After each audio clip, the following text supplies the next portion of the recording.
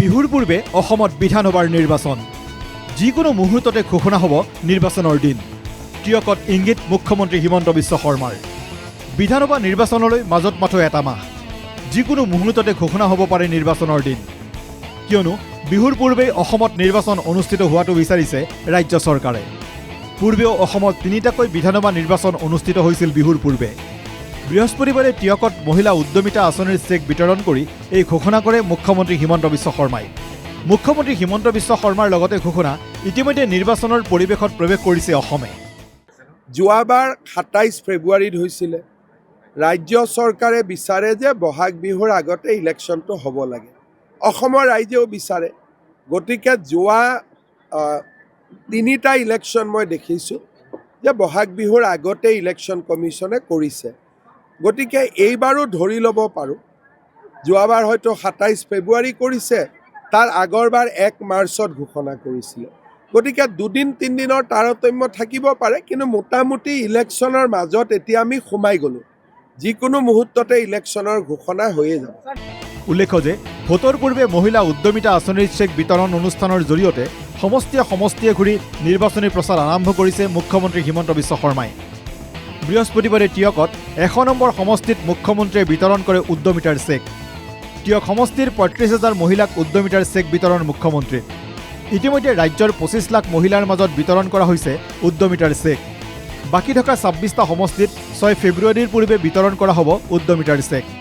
টিয়কত উদ্যমিতাৰ check বিতৰণ অনুষ্ঠানৰ অন্তত মুখ্যমন্ত্ৰী হিমন্ত বিশ্ব শৰ্মাক স্থানীয় সাংবাদিকৰ প্ৰশ্ন বিজেপিয়ে কিমানখন আসন লাভ কৰিব বুলি আশা কৰে মুখ্যমন্ত্ৰীয়ে সাংবাদিকৰ প্ৰশ্নৰ উত্তৰত মুখ্যমন্ত্ৰী হিমন্ত বিশ্ব শৰ্মাৰ মন্তব্য কিমান আসন পাম ভগৱানেও আজিৰ দিনত ক'ব নোৱাৰে ৰাইজে যাক যেনেকৈ ভাল পায় তেনেকৈ ভোট দিব ইভিএমত ভোট বঢ়াবৰ বাবে আমি গাঁৱে গাঁৱে কাম কৰি আছোঁ এইবিলাক কথা ইমানটা চিট পাম ইমানটা চিট নাপাম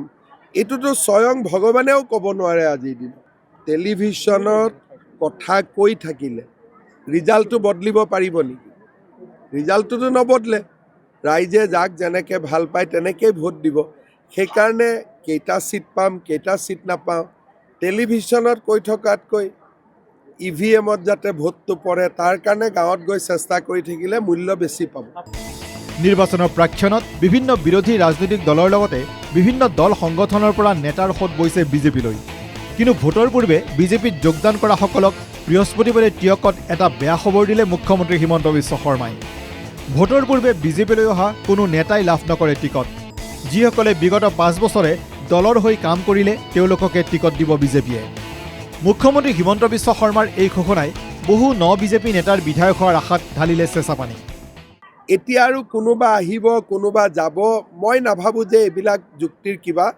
বা এইবিলাক কথাৰ কিবা মূল্য থাকিব কোনোবা আহিলে যোগদান কৰিব পাৰে কিন্তু এতিয়া যেনেকৈ যোৱাকালি কোনোবা যুৱকে বিজেপিত যোগদান কৰোঁতেও মই কৈছোঁ যে এতিয়া ইয়াত আহি আৰু টিকেট পোৱাৰ পৰিৱেশ নাই গতিকে কোনোবাই যদি যোগদান কৰিম বুলি ভাবিও আছে টিকেটৰ লগত ইয়াৰ আৰু সম্পৰ্ক নাই যিসকলে ৫ বছৰ কাম কৰিলে কপালৰ ঘাম মাটিত পেলালে আমি তেওঁলোককে এতিয়া টিকট দিব লাগিব এতিয়া যদি মই কোনোবা পাৰ্টিৰ পৰা কাবাক আনি টিকট দিওঁ মোকে বেয়া পাব সেইকাৰণে এতিয়া আৰু কোনো নামৰ জল্পনা কল্পনা এইবিলাক কৰি আৰু এটা নিউজ আৰু এটা টক শ্ব'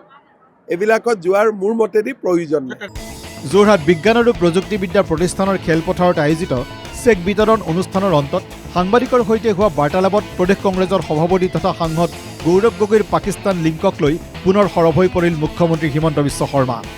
মুখ্যমন্ত্ৰীৰ পুনৰ দাবী গৌৰৱ গগৈ পাকিস্তানৰ এজেণ্ট হয় তেওঁৰ পত্নীও পাকিস্তানী এজেণ্ট সাহস আছে যদি মোৰ ওপৰত কেছ দিয়ক গৌৰৱ গগৈয়ে देखिए वो डरने वाला नहीं है वो अच्छा बात है ठीक है हमारा भी किसी को डरवाने का मकसद नहीं है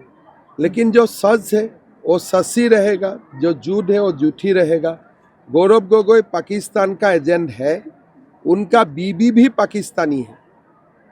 और मैं आपका सामने बोल रहा हूँ उसका हिम्मत है तो जाके मेरा ऊपर केस करे টিয়কৰ পূৰ্বে গোলাঘাটত উপস্থিত হৈ মহিলা উদ্যমিতা আঁচনিৰ চেক বিতৰণ কৰাৰ উপৰিও আন কেইবাটাও কাৰ্যসূচীত অংশগ্ৰহণ কৰে মুখ্যমন্ত্ৰী হিমন্ত বিশ্ব শৰ্মাই গোলাঘাটত ৩৯২ কোটি টকাৰ প্ৰকল্প উদ্বোধন মুখ্যমন্ত্ৰীৰ গোলাঘাট সংহত জিলা আয়ুক্ত কাৰ্যালয় উদ্বোধন মুখ্যমন্ত্ৰীৰ গোলাঘাট সমষ্টিৰ ৩৬,৮৭৩গৰাকী মহিলাক বিতৰণ উদ্যমিতাৰ চেক ভাৰ্চুৱেলি মুখ্যমন্ত্ৰীয়ে শিলান্যাস কৰে অসম মালাৰ ৩টাকৈ পথৰ কেইবাখনো শিক্ষা অনুষ্ঠানৰ নতুন ভৱন ভাৰ্চুৱেলি মুকলি মুখ্যমন্ত্ৰী বিৰোধী দলক কটাক্ষ মুখ্যমন্ত্ৰী হিমন্ত বিশ্ব শৰ্মাৰ হোটেলৰ পৰা ধাবালৈকে সীমাবদ্ধ অসমৰ বিৰোধী দল তেওঁলোকে মিত্ৰতাৰ নামত হোটেল লিলিৰ পৰা আৰম্ভ কৰি বিহালীৰ ধাবালৈকে যোৱা 4টা বছৰ এনেকৈ তেওঁলোক চলি আছে গতিকে তেওঁলোকৰ ৰাজনৈতিক দৰ্শন কথা বতৰা বুজাত অসুবিধা অখিল গগৈ আজি কিবা এটা কৈছে আকৌ 1 তাৰিখে কিবা এটা বেলেগো ক'ব পাৰে সেইকাৰণে যিদিনাখন কিবা এটা ফাইনেল হ'ব সিদিনাখনেই কমেণ্ট দিয়া ভাল আগতে কমেণ্ট দিলে কমেণ্টটো এনেই যায় কাৰণ মূল উদ্দেশ্যটোৱে নোহোৱা হৈ যায় তো কমেণ্টটোও নোহোৱা হৈ যায় সেইকাৰণে মই ভাবোঁ যে 31 তাৰিখে কিবা এটা ক'লেও আপোনালোকে বিশ্বাস কৰিব নালাগে মনোনয়ন পত্ৰ দিয়াৰ শেষ দিনটোৰ শেষ ঘণ্টালৈকে আপোনালোকে অপেক্ষা কৰিব লাগিব কাৰণ তেওঁলোকৰ কথাৰ কোনো নিশ্চয়তা নাই টিয়কৰ পৰা প্ৰাঞ্জল প্ৰতিম বৰুৱা আৰু গোলাঘাটৰ পৰা ভিডিঅ' জাৰ্নেলিষ্ট বিকাশ গগৈৰ সৈতে দেৱাশিষ চাহাৰ সহযোগত নিউজ ডেস্ক ৰিপৰ্ট NKTV+।